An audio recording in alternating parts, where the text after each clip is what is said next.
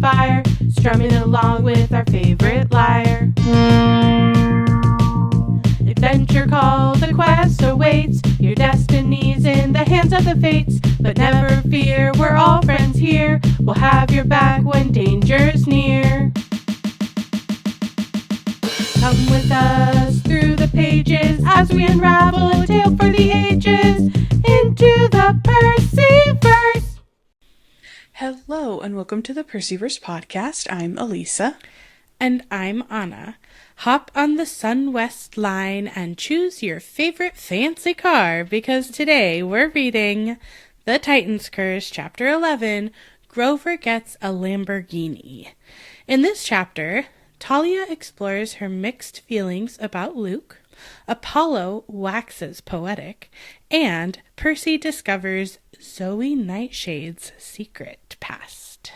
I do think for a lot of the kind of deeper reflective truths that happen in this chapter, it is really funny for the title of it to be Grover Gets a Lamborghini.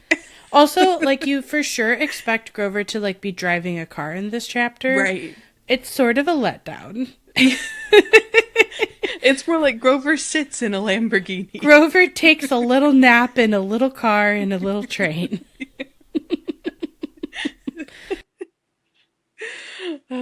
But before we get to the Lamborghini and the fancy cars of it all. We're not there yet.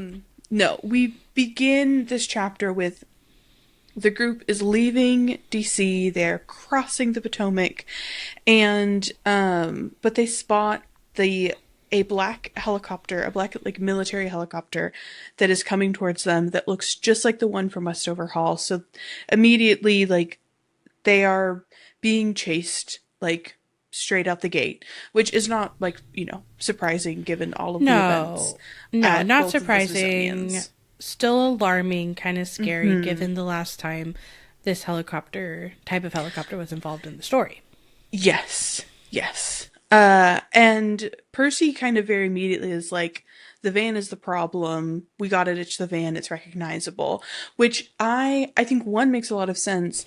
But two, I was kind of like, well, how do you know that the skeletons aren't also in the helicopter? And, it's van, but also they can kind of fundamentally know where Percy is. Yeah, but I think, don't they have to smell him? I don't know if they can smell him from a helicopter. Yeah.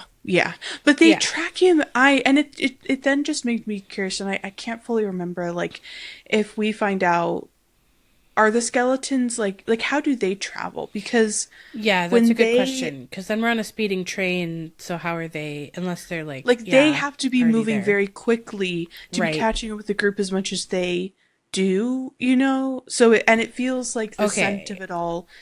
This is what would be fun. I want to pitch a theory. Yeah, great. Okay, so we end up knowing that skeletons can be raised from the ground. Mm-hmm. So it would be, and they're born from the ground. So it'd be really interesting if they moved underground and then popped up. Totally. Yes, not even necessarily through the labyrinth, just in the dirt. Yes. And so and maybe they can sense, I'm thinking of Vox Machina and when, what's her face can go, who does the elements? You're talking about Keeley? Keeley. Sorry. Keyleth. Why did I say Keeley? When Keyleth can learns the earth stuff and goes, spoilers, yes, and goes underground and then can tap into the earth. I'm imagining that concept. Totally. Yeah. Okay, so Percy is saying we gotta ditch the van. Yes, and I have a question. Yes. So this is the Camp Half-Blood van, right? Okay, that's... Because they were allowed to drive the van from Camp Half-Blood. Yes, it is. So here's a question I have. Shouldn't we always ditch the van? Does this van say Camp Half-Blood on the side? How incognito is the van to begin with? This is my question. Is it I understand that it's... Dr. Thorne was following it. You know what I mean? Yeah. But I imagine that it's advertising the strawberries, and sure. that's, sure.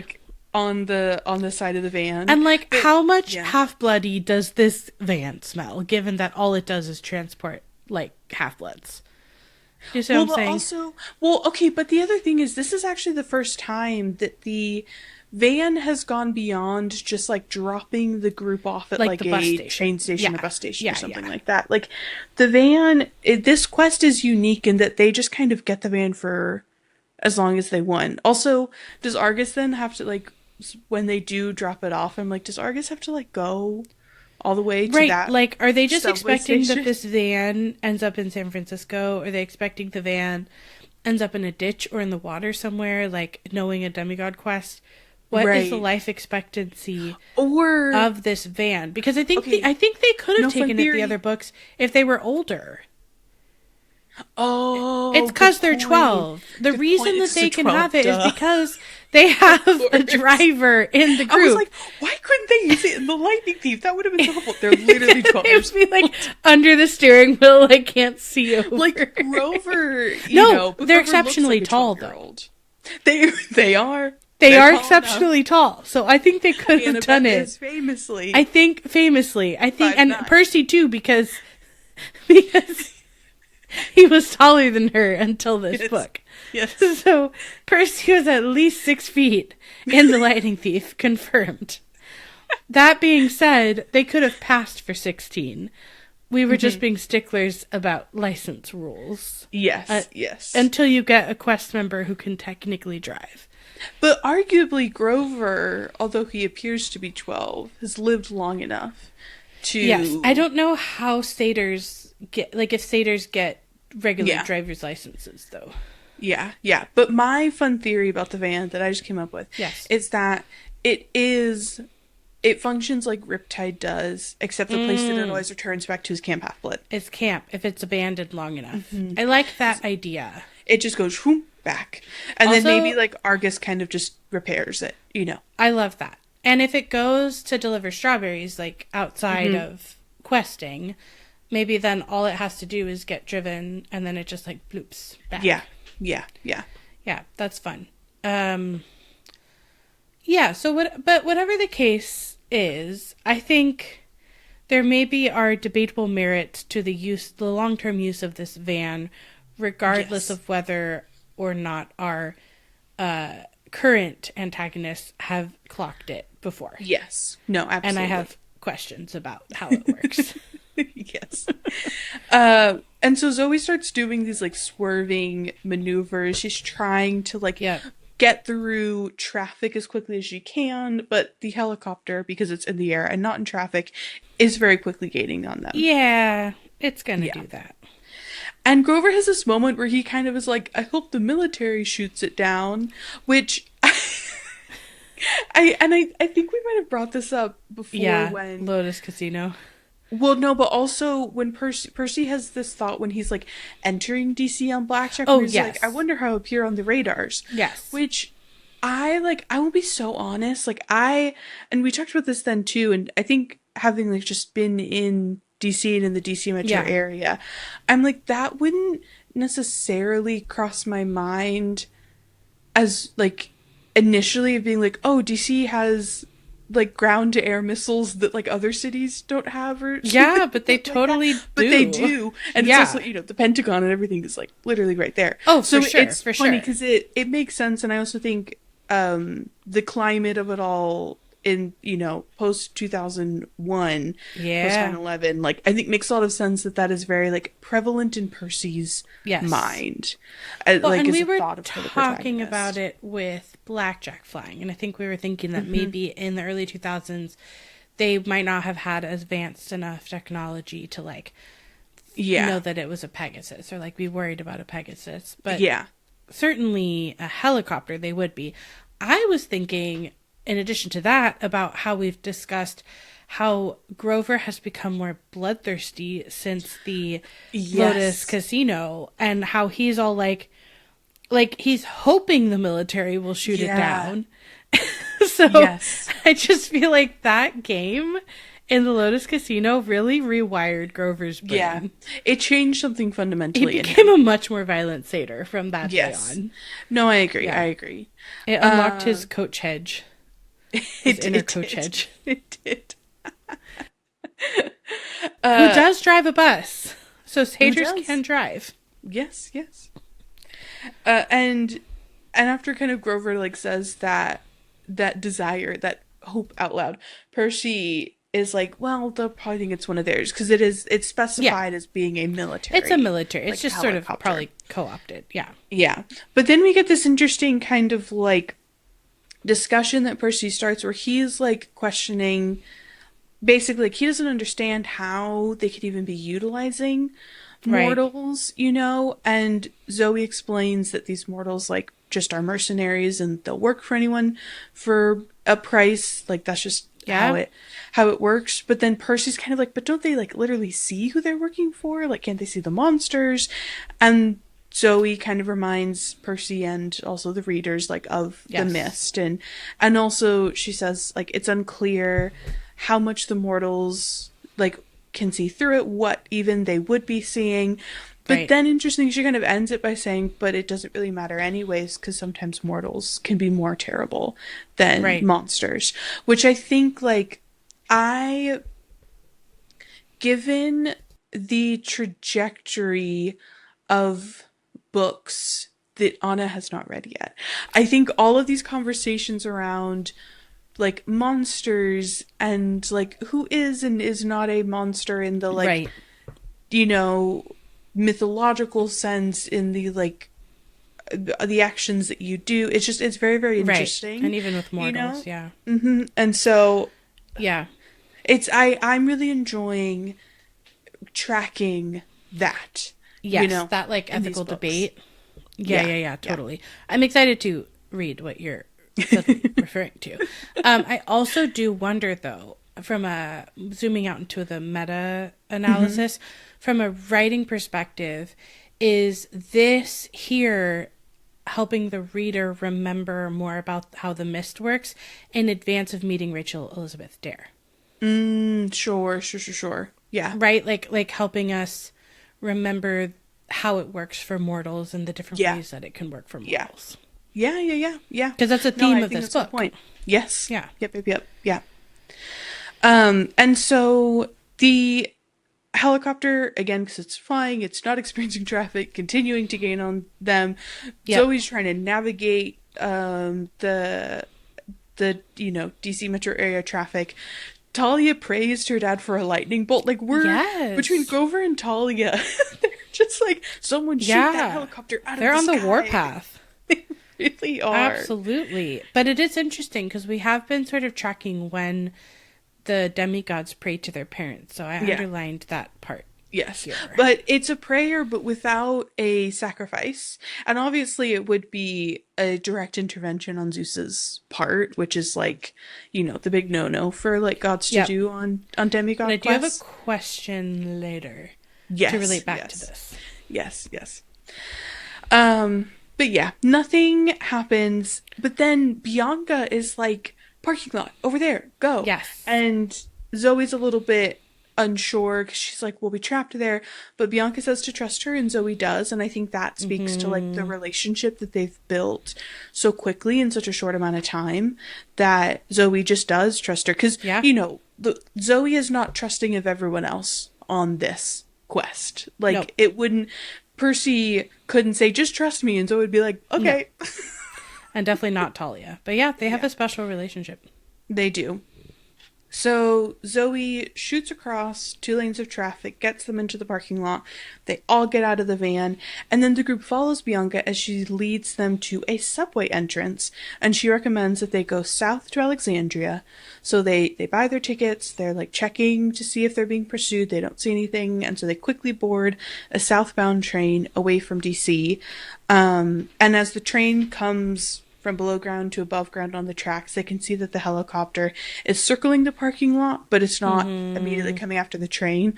So there's like a moment of kind of like, okay, we think we're safe for now. And Grover praises Bianca for quick thinking. And then we get to this really, really great interesting part Yes. where like Bianca's like very pleased and she's saying, you know, she remembers it from when she and Nico came through DC last summer and that this subway station stood out to her.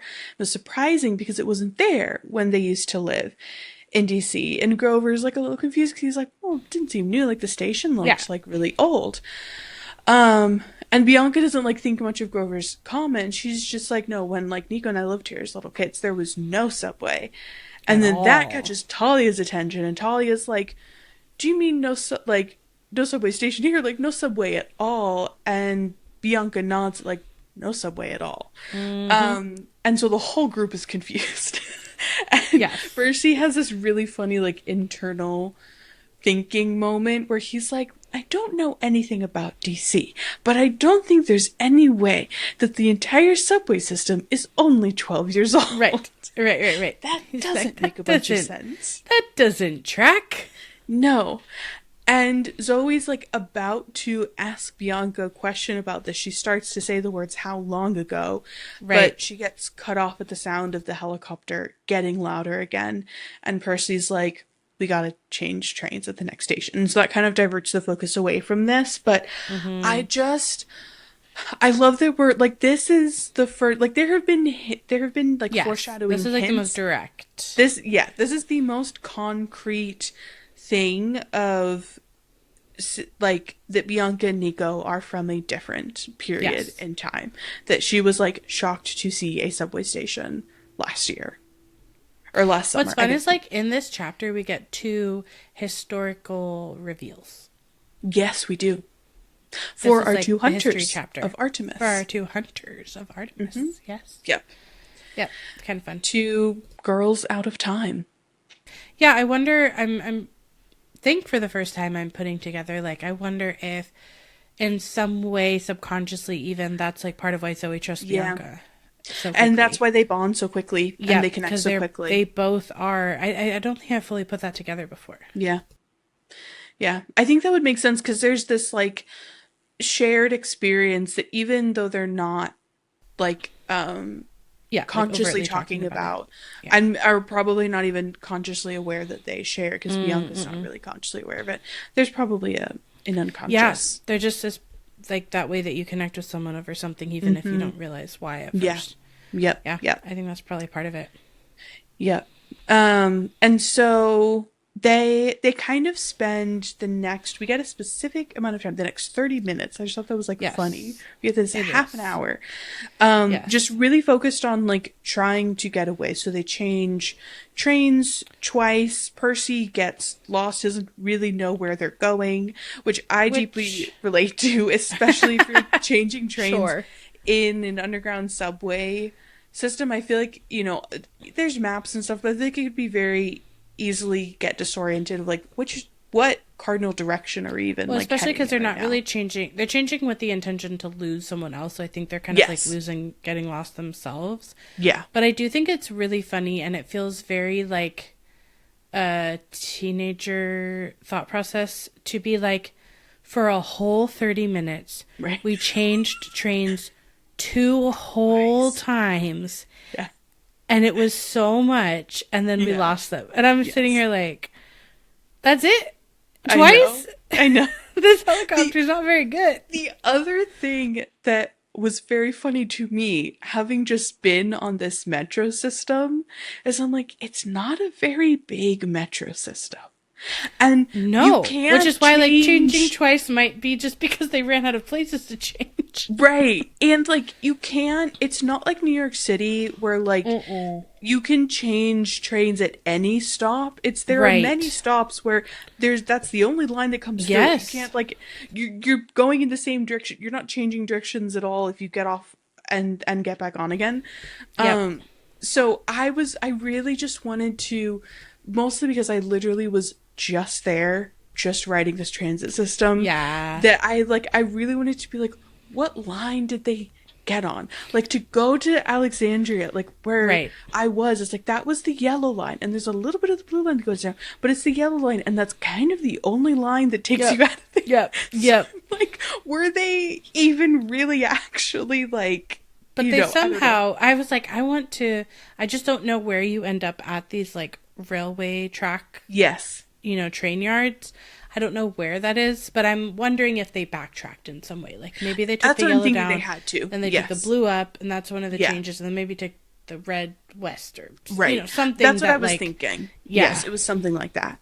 Because I was like, I am very familiar now with the end of the yellow line, and it's not an industrial area. Yeah, it's totally a residential area. So, I had that same thought process, but it was just very funny. And had I not just literally been to this area, I would have known nothing. Prior to reading this book, I had no conception. Like, prior to reading this book, having just been there, I had no conception of what any of this meant. But now I could actually picture it. Yes, and I've been probably every year for the last 3 years. So I'm you have. I'm just like, how? You are very familiar. How? Yes. Trying to make the math. But anyway, for 30 minutes, we have changed trains twice. Yes. And luckily, we have managed to lose a helicopter. Yes, they have. And they get off the train at the end of the line, and they're in this, like we just said, industrial area with warehouses and railway tracks and a lot of snow. And they get cold very, very quickly. Being out in the snow, as they're wandering through the yard, they're trying to see if they can find another passenger train, but they only come across freight cars, and these freight cars are piled with snow and look like they haven't moved in years, which is an important detail. When they come across a homeless guy standing at a trash can fire who invites them to join him and get warm. And here's where I'll pause for just a second to say, we had a much longer discussion about homelessness generally and the term homeless at the beginning of season 2 with Tyson. I think that was either chapter 1 or chapter 2. I can't remember which one. Yep. So please see that one for a much more in-depth conversation. But a quick little reminder here that from our own actual lived experiences with this, we actually prefer very much the term homeless. I do not like the term unhoused. It does not accurately describe it. If you want the full thing, you can go back to the beginning of season 2. But because that came up again, just wanted to make a quick note of that. Yeah, since we'll be using the word today. Yeah. And so they all immediately huddle around the fire because they are cold. Teeth are chattering level of cold. And Grover slips up and says that his hooves are frozen, and Percy quickly corrects it to feet. And that's our first indication that the guy has no reaction to that. That's our the first indication of we are not dealing with a mortal man here. No, we are in not. This moment. We are not. And it's worth noting that Percy is the least cold in this situation because he has his lion's mane, his lion fur coat. And he specifically is oh, I'm so glad that I have this now to stay warm. Though the image of him in this is still pretty funny, given what he usually wears. But pretty convenient for a winter-based Percy Jackson book. Yes, it is. And Bianca kind of starts off the conversation by saying she thinks they should contact camp, but Zoe says no, it is their quest to finish. It's just on them from here on out. And Percy kind of goes into his mind, and he's thinking about Annabeth in danger and Artemis in chains, and he's really feeling how stuck they are in this moment in the outskirts of DC without a kind of clear sense of how are they going to get so much further west. They still have to traverse the entirety of the United States. They do. They're only 3 hours south of New York right now. They have an incredibly long way to go. Yeah. And this is when the unnamed guy chimes in, and he's you're never completely without friends. And he asks if the group needs a train going west. And then he points to a train that Percy suddenly notices that is gleaming and free of snow. And it's and I love this automobile carrier train. Yeah. For just those really funny, I don't think anyone writing a book now would be it was an automobile carrier train. Right. Unless it's, historical fiction. Yeah. Called the Sun West Line. And Talia's kind of oh, wow, how convenient. Just shows up, and she turns to thank the guy who is now gone, and the trash can fire is cold and empty. So, obviously, mythological being of some kind. We don't have identity confirmation yet. Not we will in a moment. So we cut to an hour later. The group is headed west. Each of them are kind of parked up in their own luxury car. So Zoe and Bianca have taken the Lexus. They're taking a power nap. Grover is in his Lamborghini, and Yep. Talia is in a black Mercedes SLK that she has hot wired to be able to listen to the rock stations from DC. And I do think it is very funny. This is just now like the second time so far within the first three books. We've really gotten like more information about cars than like one Yeah. I think would expect from these books. And it's not like an overwhelming amount, but it's just I think more I'm really noticing there's more car specifics than I think it's like not uncommon for like a middle-aged man to have a car hobby or interest. Sure. And maybe if that middle-aged man wrote a book series, he might not be able to help but put some of his interest in cars into said book series. Yeah. And that's all I'll say about that. And if I ever get to ask a coordinated question, the first will be, are you a fan of cars? Don't And make that that way there are your so many first question. The worst use of a first question. The with Rick worst Riordan. use of a first question. Are you a fan of cars? I noticed a lot of cars in the books. He just like closes Like, the what? Zoom screen. It's like, who are you? Yeah, That's yeah, your question? No. And Percy asks to join her, and my one thing that's just like funny about this for me personally is we're told we're an hour into this. We are told where everyone else is, but we are not told like the car if Percy's in a car or Yeah, not. yeah. If he's just been like, sort of no. awkwardly He's standing just for an been, hour. standing there. Yeah, like, just it's- getting up the courage to talk to Talia for an hour. Yeah, that would be really funny. It's The just other a thing fun thought. that is really interesting here is that we learn of a band Percy likes.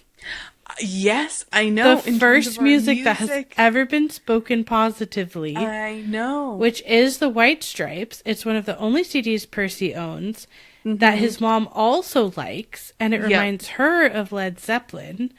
So we have two positive music attributions, Yes, which is a first. I know. And in terms of building out what is Percy's music taste, Yes. to kind of explain the music that he really doesn't like, Gives you us know, good it's kind indication. of like, yes.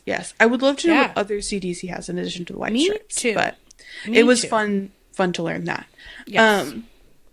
So, and that little, like, the hearing the White Stripes and thinking about his mom, he has this moment where it makes him sad then to think about his mom, and because he Yeah. doesn't think he'll be home for Christmas, and then he has a moment where he's like thinking he's not even sure he'll live that long, Yeah. you know, which is a reminder of those two lines in the prophecy about losing people on this quest.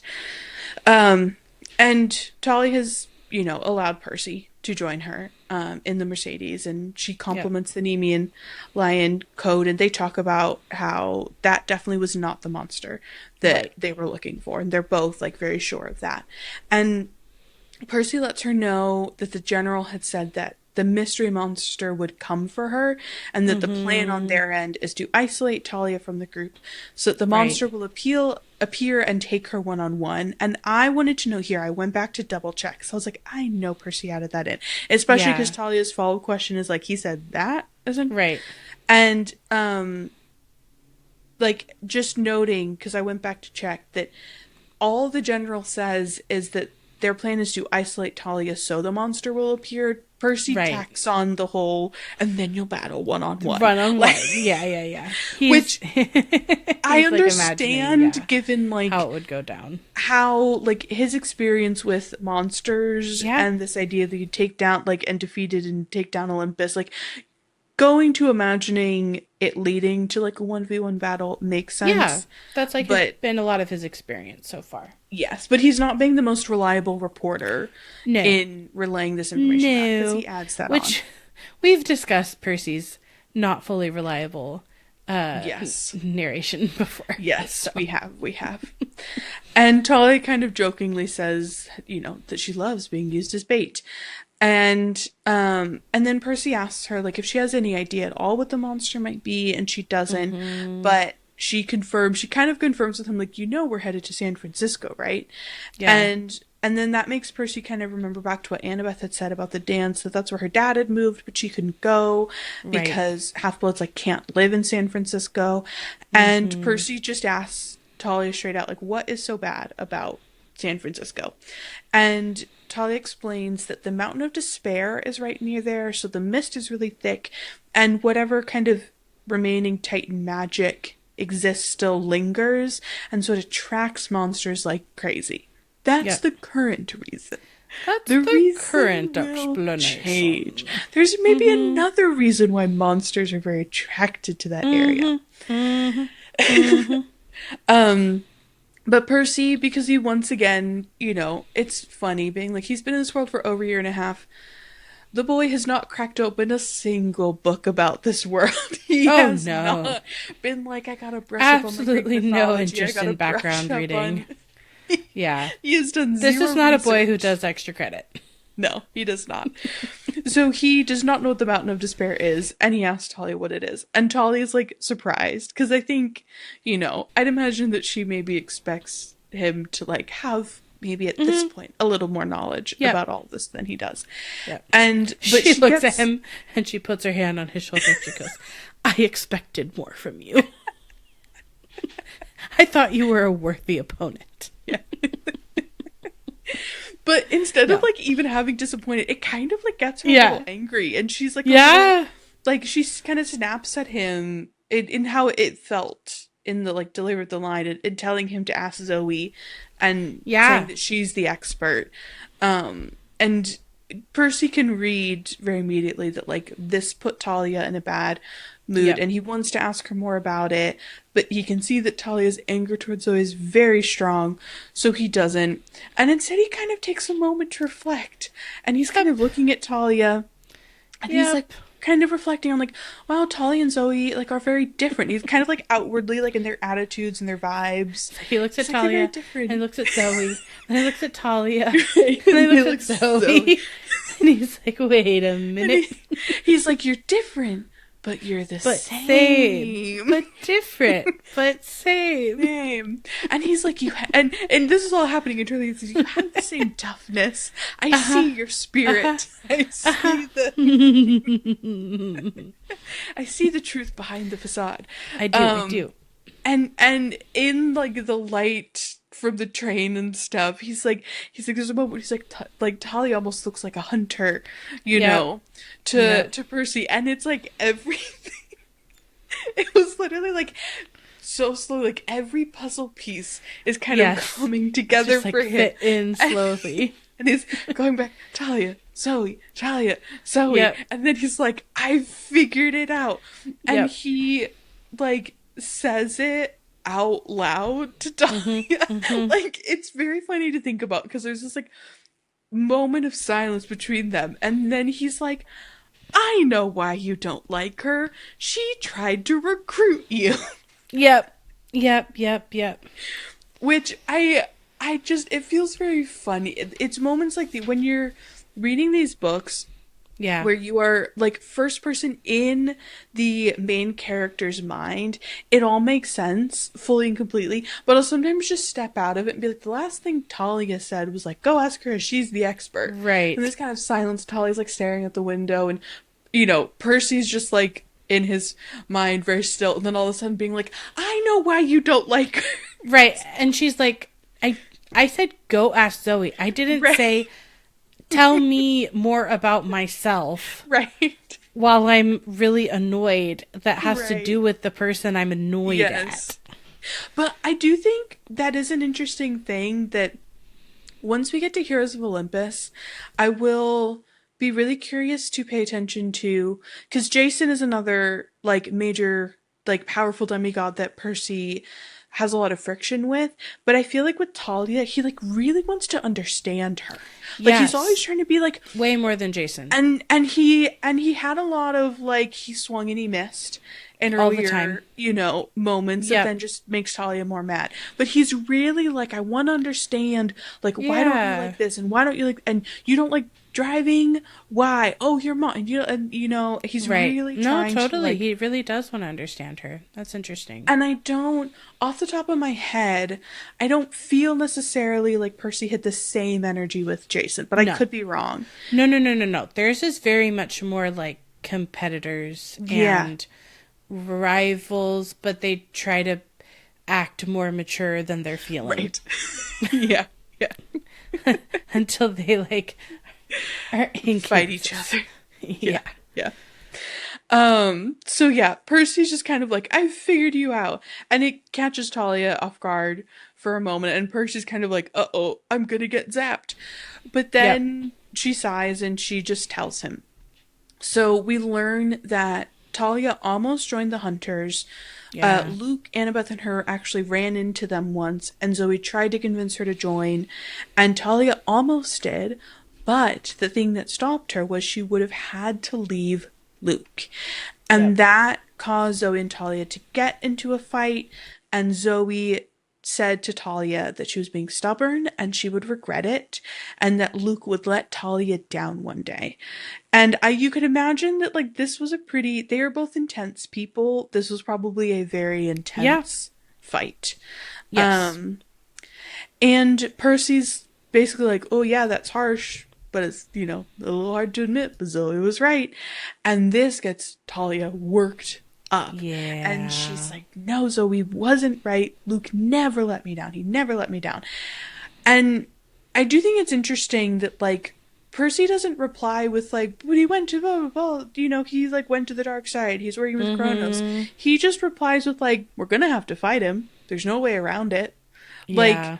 I found that to be a really interesting reply. He's not doing, like, but I present you with the evidence, I remind you. He's just like, we will have to fight him. I mean, one I day. think that he goes, the way that I read that was that was the sticking point for Annabeth, was like fighting Luke. And I Right. feel like Percy just goes straight to like, you know the facts. I don't necessarily need to tell them to you again. And Yeah. that might just make you more mad. But like, I need you to have my back. Like, I need you to Right. be prepared for what we're going to have to do, because when Annabeth hasn't been, that's created problems. Like, Yeah. that's been hard for everyone. Yeah, yeah. No, that's true. That's true. And Talia doesn't really reply to that, and Percy continues and tells her that she hasn't seen Luke lately. He knows it's hard to believe, and this is when Talia interrupts him and says she'll do what she has to, and Percy Yeah. asks even if that means killing Luke, and Talia tells Percy to get out of the car. Yeah. And Percy feels bad, and so he does not argue with that. And as he's leaving, like I think about to like fully walk away from the car, Talia decides to like just kind of give him one for the road. Yeah. And Talia tells him that Annabeth wanted to join the Hunters too, and that he should think about why. And before Percy can say anything back, she rolls the windows up. Yep. Yep. And I feel like you could look at all these interactions that Percy has with Talia, and you could say, Percy is being insensitive, and that's the problem, right? But I think there's a way in which Talia, like, inevitably is spiky. like, Yes. like she is always at the ready for a fight. And so she can't see past some of the ways that Percy like stumbles in what he's trying to say to what's underneath, that he's like trying to be compassionate. Yeah. And she's just like always, like, her hypervigilance is always at a Yes. 10 out of 10. Yeah. So I feel like it's like that's sort of the the stalemate that the two of them are in a little bit. Yeah. Yeah.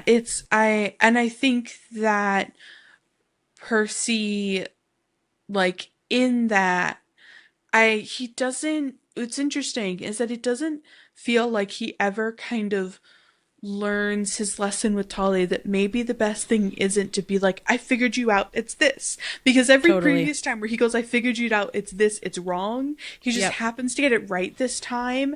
Yep. And so that leads to like a moment of, we'll be vulnerable, we'll be open, we'll Yeah. talk, and then that window closes again. Right. But yeah, it's just interesting because Percy is just, he's like, no, I will continue He keeps, to just kind of both swing. of them keep doing the same strategy. Like, he's Yes. just doing that strategy, and she's doing porcupine strategy, and there's Yeah. like no, that's like the stalemate, like that Yeah. they can't get out of. Yeah. Yeah. But what I think the most interesting thing, in my opinion, that we learned from the conversation is that Luke is the reason why Talia didn't join, and that she Totally. like could not leave him. And so I think that just really speaks to like the level of relationship that they had. And I also just couldn't help but think about then how interesting it is that like, because I don't know if we ever really get like if theirs was anything ever more than platonic. Right. You Not know? that I don't think so. Like, Right, that's what I was right. thinking too. I think it was just like like we've talked about before, like they were a family. Like Yeah. they together I- were a family. But I think so. Then the thing that made me curious, 'cause, like she just says she'd have to leave Luke, not that she'd have to leave Luke and Annabeth. And so then when she says Annabeth wanted to join the Hunters too, Yeah. I'm like, at what point in time is Talia referring to that Annabeth had Right. this desire? Because I also have a hard time imagining Annabeth at 7 being like, yay, let's join the Hunters, but Luke can't. I think it had to have been. Because Right? then Talia turns into a tree. And then the only way Well- is if Annabeth told Talia after she came back that this happened. But, Yeah. like, I don't know when that could have happened for Annabeth because she was stuck at camp. But then I'm remembering a like Hunter's pamphlet that Percy finds in Annabeth's things. Yeah, that's from just this last time that they meet at Westover Hall. So unless Talia means that Annabeth Well, was... but Annabeth gets taken before she can interact with the Hunters at all. Like doesn't Annabeth have a pamphlet from the Hunters? In her things. That's what I'm remembering that Percy finds, and he's like, Annabeth wanted to join the Hunters, she's gonna leave me, she's gonna leave yeah. me. And Okay, I Annabeth's don't like, know. no, I'm not gonna leave you. So for me, it made me really wonder at what point in time Like when. Yeah. Yes. Okay, yeah, I don't know the answer to that. Yeah. And when we actually get to that, maybe it'll like provide more clarity. Well, and But I think either way, this is some foreshadowing for like Talia will end up feeling that Luke is lost at the end of this book, Yes. and then that in a way kind of frees her from if that was like back then the thing that was holding her back. Yeah. Yeah, because I could imagine like if I like put on my attempting to do psychoanalysis hat of Talia, Yeah, like which she loves, by the way, when people do it's her that. favorite thing in the world when people do Yeah. that to her. Yeah.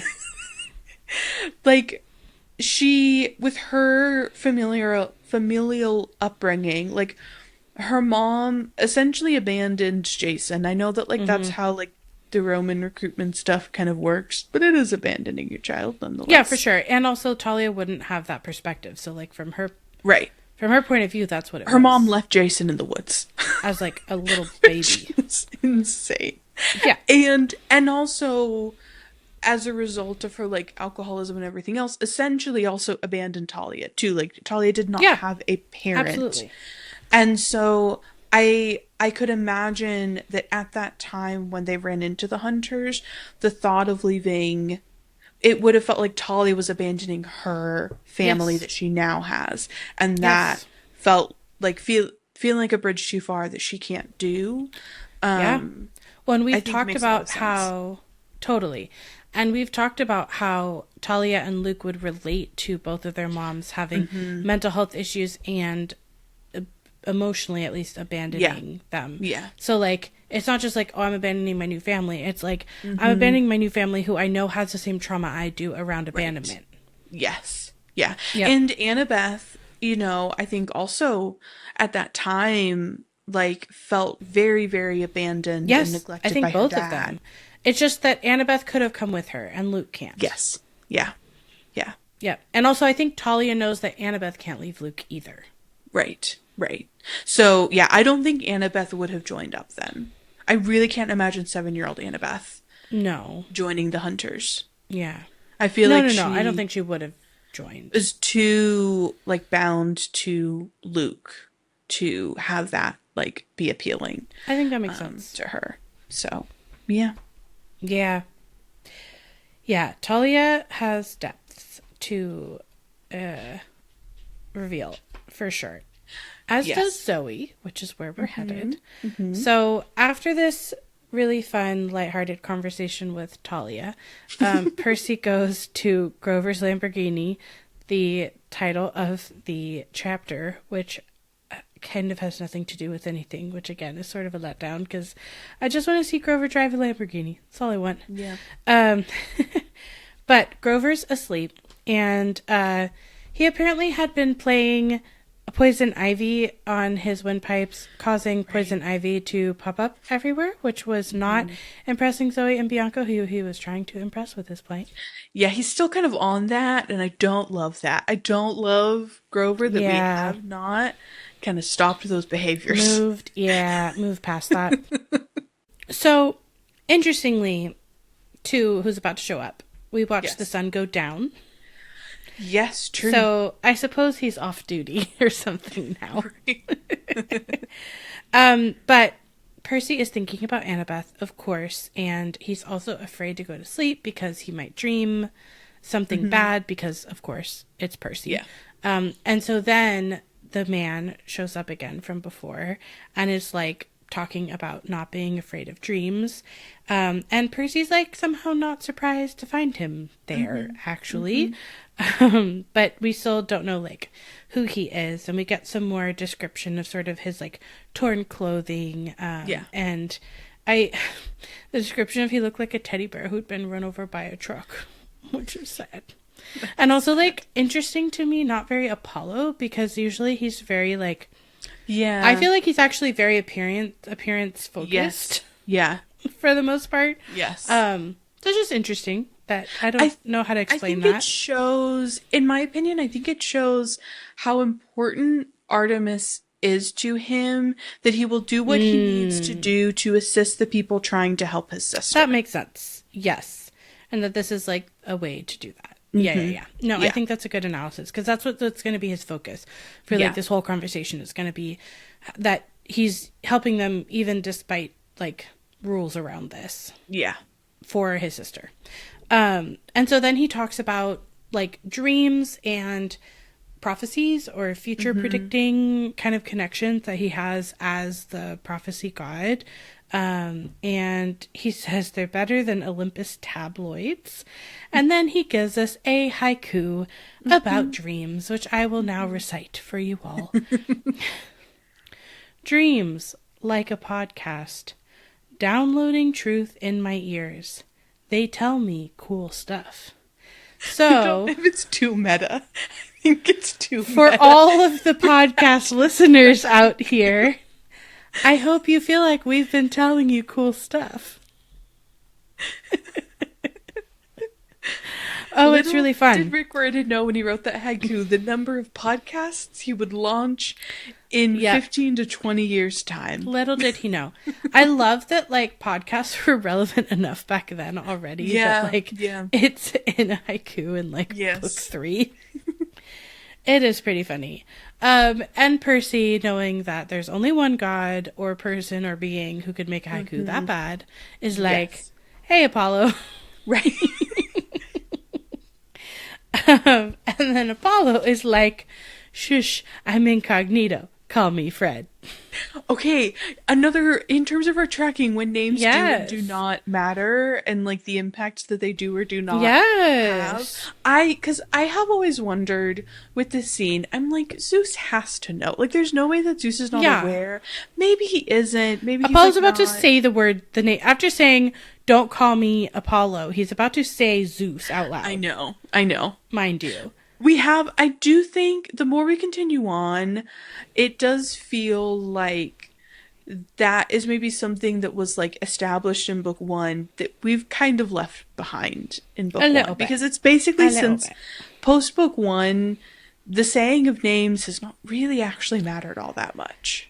No, it's something that we've been talking about for a while now. It's like that's been loosened a little bit. Yeah. But I will say that I have had this question through this whole section that I'm curious about is like, is there any way? I know Apollo is here for Artemis, and I know he's saying that like Zeus would frown upon it, but is there any way in which Apollo showing up is answering Talia's prayer to Zeus? That's my question. Sure. Because Apollo is Zeus's son, and Zeus maybe doesn't want to directly interfere, but I could imagine a world where Apollo is like been saying, I want to go, and then Talia prays, and then Zeus is like, I'm gonna go make a sandwich. Right. Or for like 30 minutes. Or if it's maybe kind of like, Zeus choosing to overlook it. Yeah, totally. Like, because they're in the, like, it hasn't been, days since the quest started. Mm-mm. Like, once they board the train, like, they were still on day one, of the quest itself. And so I could imagine, that maybe makes sense, is that even though Talia prayed for, like, the helicopter to be shot down by a lightning bolt, Zeus was like, I'm not going to do that. But when Apollo left to help, he was kind of like, I just make a sandwich. Right. Yes. I think, so just in some way that this relates Zeus is like, I'm going to the kitchen to make a sandwich. I'm announcing to everyone. Yes. I'm getting the bread out of the fridge. I have grabbed a knife. So then Percy... It's the wrong knife. I'm grabbing a different knife. Too sharp for peanut butter. It wasn't a butter knife. Sorry, I'll stop this bit.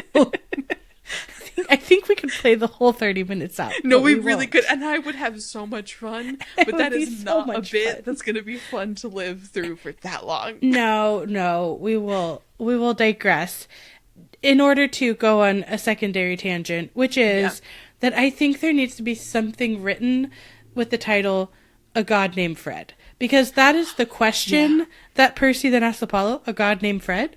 But I think it serves very well as a statement of a title, a god named Fred. And I need to know the story of the god named Fred. You know the story of the god named Fred? What? The Trials of Apollo.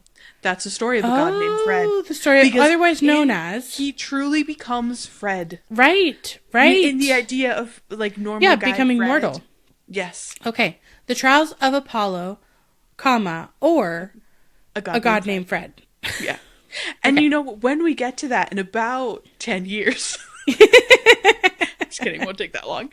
But when we get to those books, we can like really confuse people. And instead of being we'll call him Fred. Trials of Apollo, we'll call him Fred the whole time, but also we'll just kind of all of our titles for everything will be like A God Named Fred, Chapter 1. A God Named Fred, Chapter 1. Here's a really bad haiku. What are you talking about? Yeah. Of which I've, as a reminder to the audience, read 1.5 of. Yes. So, yes. Which is not a commentary on the quality of the books. It's more a commentary probably on my ADHD as an adult. Yeah. And overschooling. But anyway, coming back from our second digression in a row, Apollo's sort of like talking about how Zeus has these rules about direct interference, but no one messes with my baby sister. Nobody, which is kind of fun because we spent the whole last book around the word nobody. And it's like in italics. And then Percy's like, so you can help us? And he's like, dude, I'm already helping you. Look out the window. Like, literally, We're like on a Japanese bullet train, and this is the US, and like, we don't pay for that here. What are you talking about? So they're going to get across a good chunk of America, is what Apollo says tonight. Yeah. And Percy asks if Apollo knows where Artemis is. And again, we're just throwing out god names. So like back to our point. Apollo has said Zeus. Percy has said Artemis. No. This is what's happening. And then this is really interesting because Apollo is like the god of prophecies. Yeah. And even Apollo, with this extra sight that he's supposed to have, cannot see where Artemis is. So that's just like, I think, important for how big and and ancient the powers are that are at work here. And then similar thing with Annabeth. Apollo can't see where Annabeth is. And even though Percy has already, like, seen them both in the same place in a dream, I think it's, like, a good clue that they're still in the same place if Apollo can't see either of them, right? It's like... Yeah. That makes sense. It's, like, correlating there. And Percy is, like, kind of upset about the idea that Apollo would have limitations, which is fair. He's like, you're a god. Yeah. Can you just know things? Right. You're the god who knows things. Can you just, like, know these things that I need about my friend? And then we try 3 for 3. Do you know what the monster is? And Apollo's like, no, I don't know that one either. So Apollo's like, listen, I'm here to help with transportation, not with facts. Yeah. That's what I'm here for. There's a distinction. And then he does give a lead, though. As if we're in, like, a mystery novel, and we're playing detective. We get a lead from Apollo that when we are in San Francisco, if we haven't yet found the monster, we should look for Nereus, the old man of the sea, who has a long memory and a sharp eye, and the gift of knowledge that is sometimes kept obscured from Apollo's oracle. So that is, like, our big hint for us to follow up on when we get to San Francisco of how to figure out what the monster is. And otherwise, we don't get other, like, information about these 3 questions. Apollo's just kind of, like, coming up empty for Percy. And then Percy's like... Well, real quick, a fun fact about the old man of the sea, which I realized I forgot to double check on... my favorite website, wikipedia.com or .org. Shout out. Sorry, Wikipedia.org, not .com. What am I saying? But I am pretty sure that this is the same Nereus, I'm so sorry, I don't know how to pronounce it, who is also from the Odyssey. I'm pretty sure Odysseus also... I think that's right. Has to, like, tackle and capture him. I can't remember what information. I don't either. What information Odysseus needs at that time. But I do think that's right. But I'm pretty sure it's the same old man. Wow, this old man. Yeah. Yes. So then we get a really interesting, when I said wax poetic at the beginning, this is what I meant. We get some interesting musings on prophecies and art and, you know, things that you and I like to talk about. Percy's like, it's your oracle, so you should be able to tell us what the prophecy means. And Apollo specifically says, you might as well ask an artist to explain his art or a poet to explain his poem. Super relevant for you. It defeats the purpose. The meaning is only clear through the search. Which is just like, I love how Apollo goes between, like, sounding very wise and sounding very... childish, immature. Yes. But here it's like, you know, for anyone who doesn't know, Alisa often writes poems, and our friend likes to see some really deep meaning in them. Yes. And almost inevitably, always, Alisa did not write it with intended deep meaning from the beginning. About 90% of my poems are just something came to me and I wrote it down, but it's very fun to experience. Yeah, our friend then, I feel like I'm kind of like in English class and I'm like, oh, sure, like, I can see that. Great point. Yeah, right. Like, oh no, I didn't mean to do that. That was super intentional. I definitely was going for that, for sure. So I felt like this reminded me of that a lot. Yeah. But then Percy is kind of like seeing past the sort of wisdom analysis and is like, in other words, you don't know. Right. Which is just the theme of, like, Apollo doesn't know things. Yeah. And Apollo's like, look at the time, I have to run. So not super great in terms of his reactions, but he is helping them get far across the country. Oh, immensely. Which is really useful. Yeah. And he does say that he doesn't think he can risk helping them again. So we have a sense that this is like a one-time thing, which is important because in a book where children are the heroes, we have to make sure that they are the ones making most of the heroic choices. Yeah. That's very important. And then Percy then Apollo tells Percy to get some sleep. And that he is expecting a good haiku about the journey at the end, which I'm pretty sure that Percy does not follow up on. And I was thinking that we probably should do for him at the end of this book. I like it. Okay. So get ready. Final chapter. Exciting stuff. Final chapter must include a summarizing haiku. Yes, yes. Okay. All right. That was my thought. So Apollo snaps his fingers and Percy is sleeping, which kind of makes sense again because Apollo has this like realm of dreams and prophecies and that kind of thing. Though that is an intersection, and I'm forgetting the name of the god, but later in Heroes of Olympus, there's a cabin for the god of dreaming and sleep. And sleeping. Yep. And it's like it's escaping me. Or something like that. And there's a cute little kid there. Yeah, and everybody's sleeping like cherub. inside. The kids are kind of like cherub. Yeah, they're kind of like adorable. Yeah, and everyone's yelling at us right now. I'm putting. Hopefully, you can just write in the comments like, the name of this god that I'm forgetting because I didn't look it up.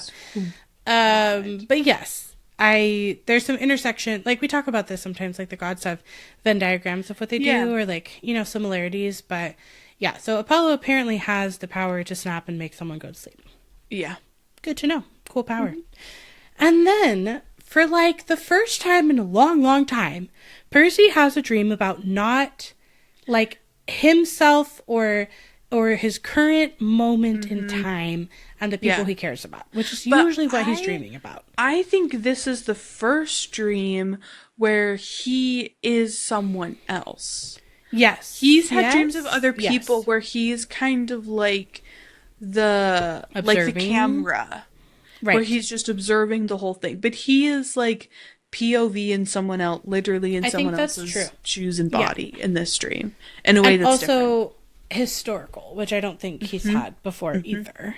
Yeah. And I wonder if being around Zoe this much is partly triggering this too. And like Zoe's sleeping right now as well. So maybe there's some intermingling of dreams happening. I feel like he has Riptide and Zoe is right there. And I feel like that's why it happens. Yeah. I agree. Yeah. I'm with you. It's good because like they're with cars. So I'm almost picturing the way that you would jumpstart a car where you would connect these different lines. It's like, I feel like their lines are getting crossed a little bit. Yes. Yeah. So here is our dream sequence that we are in because it's really interesting and it's always really fun when we get like more of the original Greek mythology being described in these books.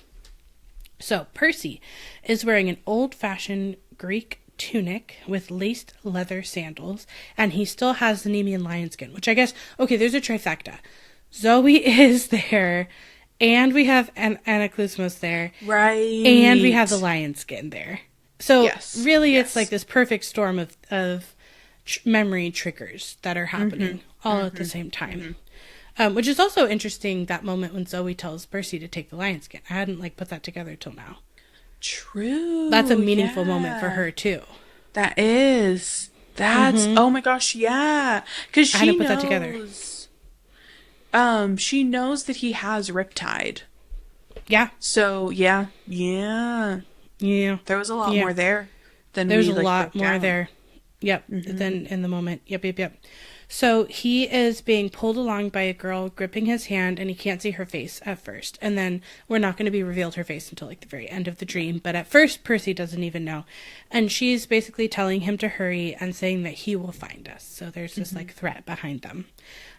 It is nighttime, similar to how he is in the train, but there are a million stars blazing above, and basically I think this is just there's no pollution. Yeah, there's no lights pollution. And so we can see a million stars, which I would love to see that. Oh, me too. Anyway, we both have this dream. So they're running through tall grass, and there's this intoxicating scent of flowers too. It's a very strong sensory experience, this dream. Yes. It's pretty real, which is why I'm I don't remember if Zoe says anything when they wake up, so I want to read for that, but is there any chance she's dreaming this at the same time? Is my question. Yeah, and he's like right, entered her right. dream somehow. Yeah. That's my question. Well, because he has this fluidity in the dreaming world that like surprised Kronos. Like that was all the way back. Yep, I'm pretty exactly. sure in book 1, Yes. where it was like the sea can't be controlled. So I do think Yes. it would And make we've a lot had of some sense to fluidity me. in his dreaming since then that we've like attributed back to that. So yeah, it would make so much sense that in the first night's sleep that Zoe gets after fighting the Nemean lion, that she goes back to this moment. Totally. That makes so and then much sense. Apollo is having everybody be dreaming. Yeah. And then the and also, lion and the sword are there. Fighting the Nemean lion. Percy said the general, aka her Yes. father, was right there. Yes. Like all of these things, would make so much sense for her to be going back to Yep. this moment when she's Totally. sleeping. And then for Yeah. Percy to have the ability to sort of like pop in, especially because I'm she'll imagining be it. transposing him onto that memory anyway. Yes. I'm imagining Percy is like a surfer and like all the various streams are waves and he can kind of like catch whatever wave he Totally. wants to. Yeah. And he's It catching would be really Zoe's cool wave. if this was explored more intentionally at some point. Like, Yeah. like not just like, oh, it accidentally happens, but that he kind of realizes he has Yeah. this power. Because I think he really Yeah. has this power. I think so too. Yeah, it's really interesting what he could do with that. So we have this juxtaposition of like the girl is very fearful and pulling him along quickly, but they're in this like beautiful garden. So that's our like kind of setting, but also our emotional setting. So they're kind of like juxtaposed. And then Percy tries to tell her that he's not afraid, and she tells him that he should be. And her description is long dark hair braided down her back and silk robes glowing faintly in the starlight, which I feel like is very much reminiscent of like a hunter and also of how Zoe has been described. So, you know, you get like a hint of who is in the dream right now. Yeah.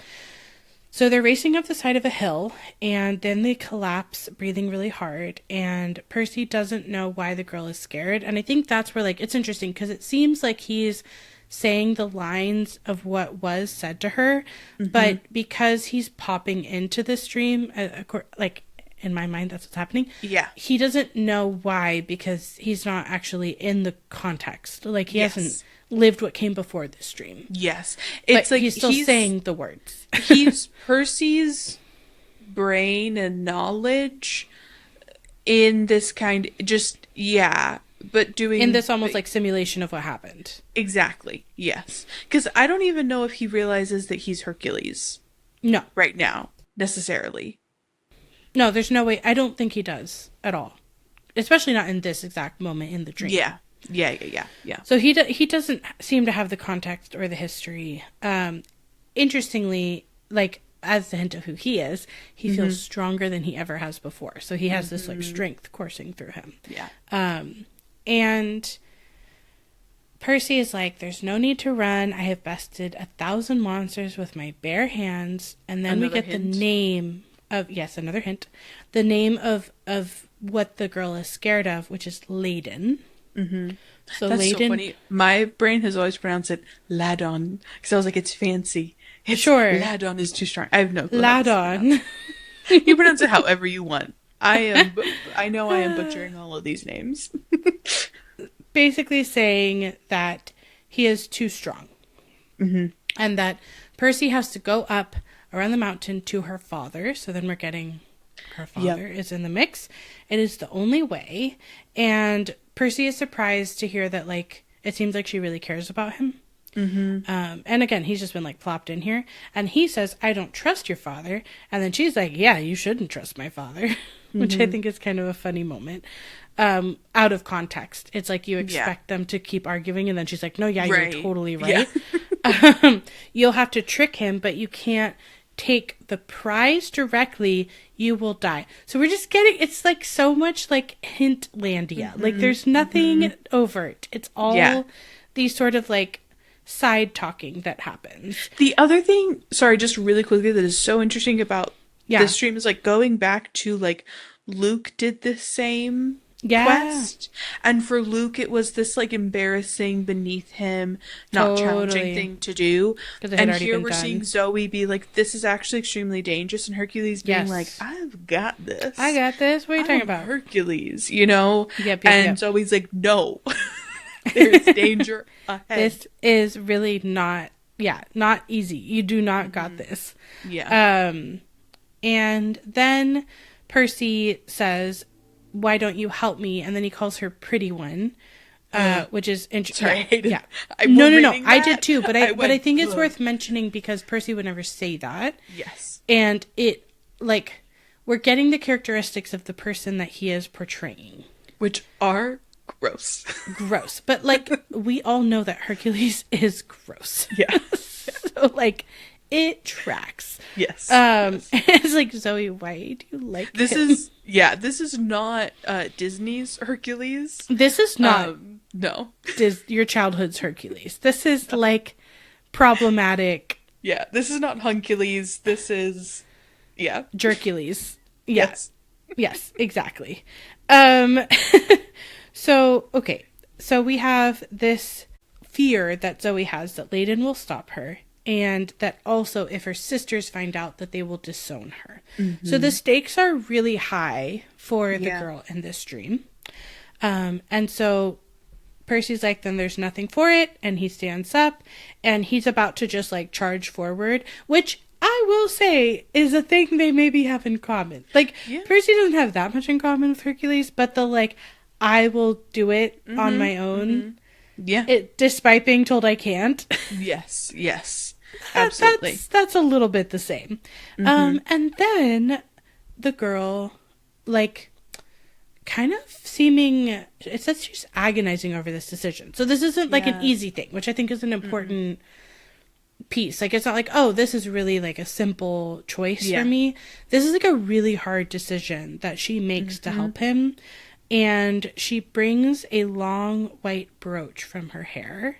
And she decides to give it to him to help him fight. And she explains that her daughter, I don't know, Pleione, I'm going to say. Or sorry, her mother. I swapped the words in my mind. That her mother, Pleione, I'm going to say. Hey, I got no clue. So, again, apologies to Greece. Blanket apology to Greece as a whole nation, always, and the Greek people and the ancient Greek people. Yes. Gave it to her, and this is why I said daughter, and that her mother was a daughter of the ocean. Yes. So the ocean's power is in the brooch. Mm-hmm. So that's what we need to know. Her own immortal and power her own immortal power is in the brooch. Mm-hmm. And then we have our second note about something gleaming in the starlight. This is just like a thing that's happening a lot in this. Which, I don't know. Like, I know it's not moonlight, but it still feels huntery. But also, I think it is foreshadowing a little bit, in my opinion, that she will join the stars at the end. Yes, I agree. Of this book. I agree. Also, I found it really interesting. She breathes on it, and it glows. Yes. So, like, which I think is like her ocean power. Yeah. Like, she breathes her ocean power on it, and it glows faintly, and it gleams in the starlight like polished abalone. Yes. So it's gleaming in the starlight like polished abalone, which is like another ocean reference. And then she tells him to make a weapon out of it. Yeah. And he is laughing at that, as you might when you hear this story, depending on who you are. And he's like, a hairpin? How can it slay Layden with a hairpin? Calls her pretty one again. He calls her pretty one again. And then she's like, I don't know, it might not, but I need to offer you something, and you're super stubborn, and like, just take my help. Of any kind. And this softens his heart, and he reaches down and he takes a hairpin, and as he does, it turns into a sword. Crazy. And not only any sword, but a familiar bronze sword. Familiar to Percy. Yeah. And then he says it's well balanced, and then he again references that he usually prefers to fight with his hands instead of with like a blade. And then he asks what to name it, and that's when the girl sadly says, Anaklusmos. Mm-hmm. So we get to know for sure that this sword is in fact riptide. Yeah. Made from Zoe's hairpin. Hairpin. Given to Hercules, who she clearly likes, in a time of need. We'll get to what happens. Continues in the grand tradition of Greek mythological heroes receiving help from young women and then proceeding to abandon them. Yep. Pretty much how that goes. Mm-hmm. And she specifically says, because, we've been told, okay, it's riptide, but she specifically translates to the current that takes one by surprise. Yeah. So I thought that was interesting. And before you know it, you have been swept out to sea. So there's just like layers of things happening here that I think are really interesting. And then before Percy can thank her in the dream, there's a trampling sound in the grass, a hiss like air escaping from a tire. And then she says, too late, he is here. Mm-hmm. And then we get a page break. Yeah. Very suspenseful. Mm-hmm. Percy sits bolt upright in the Lamborghini's driver's seat, and Grover is shaking his arm. So Percy wakes up because Grover's waking him up. Yeah. Otherwise, he might have kept dreaming. Yes. And he's like, it's morning, the train has stopped. So, like, we've done our big cross-country train trip already. Mm-hmm. It's happened. And Talia, Zoe, and Bianca had already rolled up the metal curtains. So if they were dreaming this together, like Zoe's not still dreaming. So I don't know if that undermines my theory, but maybe like there's a way in which that still could be a borrowed dream from her that he gets to finish. He could have maybe it's like Zoe, if it's like, on streaming, it's like Zoe started the episode first. Yeah. And then Percy was like, oh, this episode's here. I can watch it. Like, she kind of finished it first, and he, couldn't get to the end of it. Let's go with that. I like the idea that somehow he's getting some of this from her. I think it's an interesting idea. Outside of the train windows are snowy mountains dotted with pine trees and the sun rising red between two peaks, which I think is really interesting because we're supposed to be going west, and so having there be like pine trees makes you be like, where are they? Have they actually trees. I know, pulling up the pine trees. Like, have they actually gotten there, Right. So that I just think that's a good not misdirect, but it keeps us guessing about how far they've gotten. Yep, you don't know exactly where they are. Yeah, it's not like a clear marked difference in the nature from where we left. Mm-hmm. Mm-hmm. Which we'll figure it out later, but as he pulls the pen out from his pocket and looks at it, he is certain that this is the same blade that he saw in his dream. Yeah. And he's certain of something else, too. The girl in the dream was Zoe Nightshade. Mm-hmm. And that is where we end the chapter. Yeah. This is such a, so many things are revealed, like the truths of people are revealed in this episode. Like, we get a truth of Talia. We get the beginnings of the truth of Bianca. We get, the truth of Zoe here, too. It's a lot of, so many revelations. History. Yes, history and revelations. Yes. And, not all happening necessarily. Like, some of it's while they're sleeping. Like, some of it, it's not all happening through conversation. Mm-hmm. And it almost overshadows even then, like, Talia's history gets revealed, too. Like, we get more of Talia's background. Mm-hmm. And that she almost thought about joining the Hunters. So it really is, like, back-to-back history revelations throughout the whole chapter. But all tied to either current Hunters or, soon to be with future a Hunters. Deep history with the Hunters. It really, the Hunters of future past. It's centered around the three of them. Totally. This whole chapter. It's so interesting, and I really, reading that dream back, I just felt so much for Zoe, and that, and thinking about, especially when she says that piece in the dream about her fear of like her sisters like Yes. abandoning her and like turning their backs on her, and just Yep. thinking about like what she did for this hero who then turned his back on her. So then her family turned their backs on her, and so she had to like go out and find a new family, and it, you know, it makes so much sense why she is like ride or die for the hunters. Totally. And it also makes her story mirror Talia, Luke, and Annabeth's story. And why Zoe and Talia are like same but different, but same but different, but same, It's as like Percy has identified in this chapter. When Zoe was saying Luke will let you down, she was basically being like, I was there with Hercules. I didn't think he was going to let me down. I was there with Heracles. Sorry, the Greek version, not, you know, yes, Hercules. it was Heracles. I was there with Heracles, you know, and I didn't think he was going to let me down, and I stuck my neck all the way out for him. Totally. And he let me down, like, you know, the same will happen to you. And Talia's like, no, it won't. Well, because joining the hunters, like, it's not just that you've been abandoned. Like, in her case, it's like, I was abandoned by a man. And this group is, like, shunning men. So there's this extra layer of, like, this works for me really well, actually. Like, this meets all my needs, thank you. Yeah. Yes. Yeah. Like, a man is the reason why I lost my family. So I'm going to join a family where that literally, like, can't happen. Cannot happen. It's impossible. Yeah. Yeah. Yeah. Why she feels so strongly about it. Yeah. Yeah. Any other final thoughts?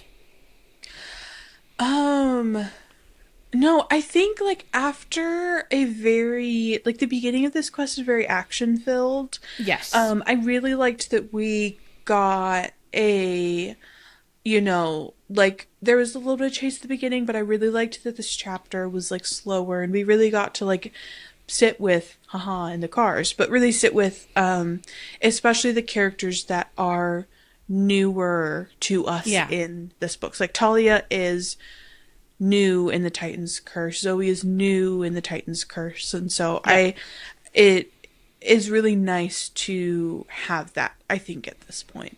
Well, and like, is it a Percy Jackson book if characters don't have deep, meaningful conversations on modes of transportation? Yeah. No, it's not. You gotta have a deep, meaningful conversation on a mode of transportation. You got to. Yes. If it's not in the back of a truck transporting zoo animals or on a boat, you know, or like on a raft type We've even done a train before. Like, that's where we saw the Nemean lion in the first place. Yeah. Ooh, which, interesting. I hadn't thought about this. First time that Percy sees the Nemean lion, he is on a train. Now, he is on a train wearing the Nemean lion. Whoa. Yeah. That's crazy. That Nemean lion is like, just wait for me to come back. I know. Just wait. This is so unfair. Yep. I also am really intrigued about the connection we made of, you know, when Zoe tells Percy to take the Nemean lion. Yeah. I think that's relevant to like future conversations that they will have. Yes. So. Yes. Yeah, the meaningful conversations and dreams here are like even giving us more meaning to the previous chapters. But I have to tell you, as fun as where we've been has been, we are about to go to one of my favorite places on Earth in the next chapter, Cloudcroft, New Mexico. So I just literally can't wait until next time when we read The Titan's Curse, Chapter 12. I go snowboarding with a pig. Bye. Bye.